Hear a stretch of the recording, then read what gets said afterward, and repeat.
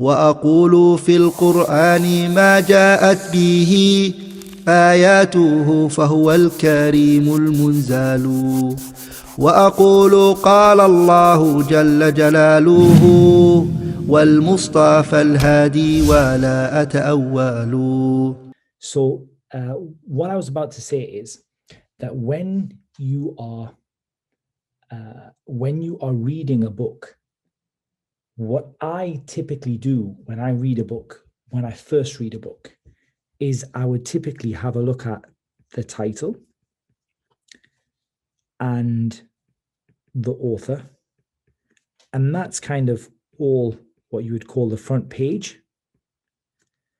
I would then look at the contents or index, the introduction or preface, and a sample chapter. And that's before I actually read the book. That's before I would actually go about reading the book or go about actually saying that I have read the book. I would start by looking at the title and the author, which is on the front page. I would have a look at the contents and the index of the book. I would have a look at the introduction or the preface, and I would typically read a sample chapter, and that would give me a good idea of what the book contains. And the reason I would do that is that if you do that for a book, you can put the book back on the shelf and maybe delay reading it for some time. You don't need to read the entire book before you put it on the shelf, but at least that would give me an idea of what this book is and where it's going to fit into my reading program. And I think while we're talking about reading programs, it's probably useful to talk about how to structure a reading program.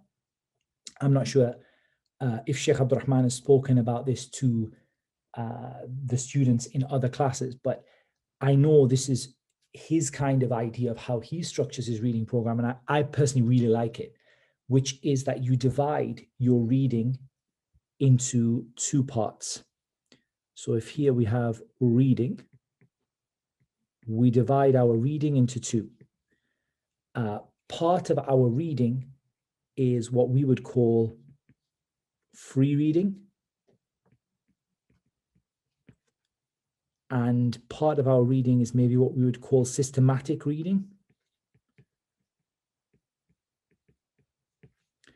And the systematic reading is basically the curriculum. So you have for yourself a curriculum as a student of knowledge, and that curriculum is made up of books that you've studied in the past. For example, you have studied, let's say, books that are part of a system.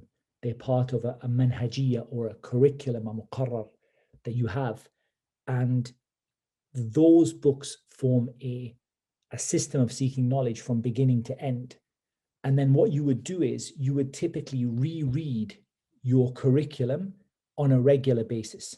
So this systematic reading would be done on a regular basis. For example, you could aim to complete it every 6 months or every year, or what it might be, that from beginning to end, you complete reading all of the books that form the core of your studies and the core of your Islamic knowledge. You try to finish those books on a consistent and a regular basis. Free reading can be divided into two. It can be structured, free reading, let's put it a better way. Free reading, it can be, we have some that is sort of let's try if that's a good word, semi-systematic, or completely free.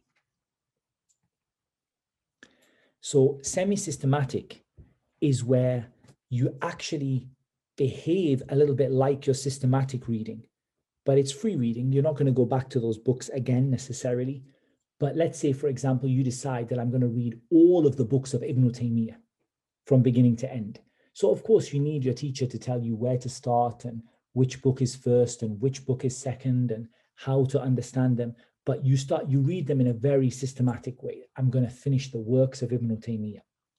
As for completely free reading, Then completely free reading, I have an interesting book, I really want to know about it, I read the book, I put it back on the shelf, maybe I make a summary of it, maybe I make some notes on it, but I'm not going to go back to this book again and again and again.